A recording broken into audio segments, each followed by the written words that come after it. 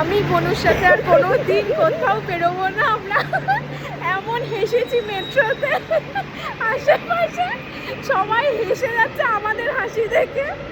আমাদের কিচ্ছু যায় আসে না, আমরা আরো হেসে যাচ্ছি, ও এখনো হেসে যাচ্ছে। আসলে আমরা হাসিটা অনেকক্ষণ ধরে আটকে রেখেছিলাম, কারণ আমরা একটা ক্যাফেতে গিয়েছিলাম। সেই ক্যাফেটাতে একজন ফ্যামিলি উঠেছিলেন বলছি, ওনারা ছিলেন ফ্যামিলি, তার মধ্যে অনেক ছোট একটা বাচ্চা ছিল। তবে সেই বাচ্চাটা না কাঁদছিল না কিছুই করছিল, বাচ্চাটা বসেছিল, ও বিভিন্ন প্লেট নিয়ে বা চামচ নিয়ে ও জাস্ট মজা পাচ্ছিল। হঠাৎ হঠাৎ শুনতে পেলাম গিলি গিলি গিলি গিলি গিলি গিলি গিলি কম করে একটা লোক চেঁচিয়ে যাচ্ছে। আমরা বুঝলাম যে ওটা ওনার বাবা, বাচ্চাটার বাবা আর কি। বাচ্চাটা কিচ্ছু করছে না, বাট ওর বাবা এরকম কন্টিনিউয়াসলি করেই যাচ্ছে। এবার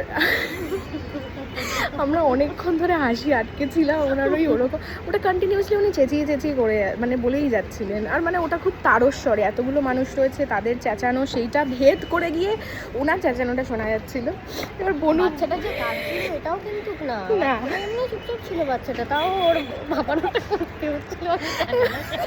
আরও মজার ব্যাপার হচ্ছে, বনু উঠে বলল, মানে মেট্রোতে উঠে বললো, আমি জানিস কেন আমি কমপ্লেন করিনি? কারণ আমি যদি কমপ্লেন করতাম এখন তো সবাই আর কি ফোন নিয়ে ভিডিও করতে শুরু করে দেয় যে এই দেখুন এই মহিলার প্রবলেম হচ্ছে, আমি আমার বাচ্চাকে এ করছি বলে সেই করছি বলে। ও নাকি সেই জন্য কমপ্লেন করেনি। আহারে বেচারি খুব রেগে গেছিলো। আমার প্রচণ্ড হাসি পাচ্ছিল।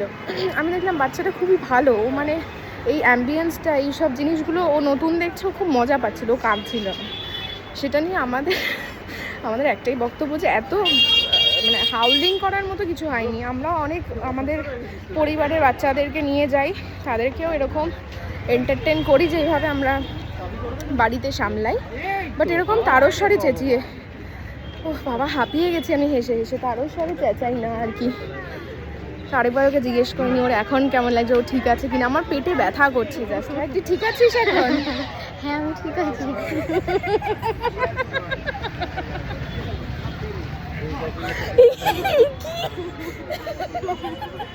আমার মনে হয় ব্রাউনিটাতে কিছু মেশানো ছিল। এটা কিন্তু কলকাতার ব্রাউনি, এটা কিন্তু পাহাড়ের না।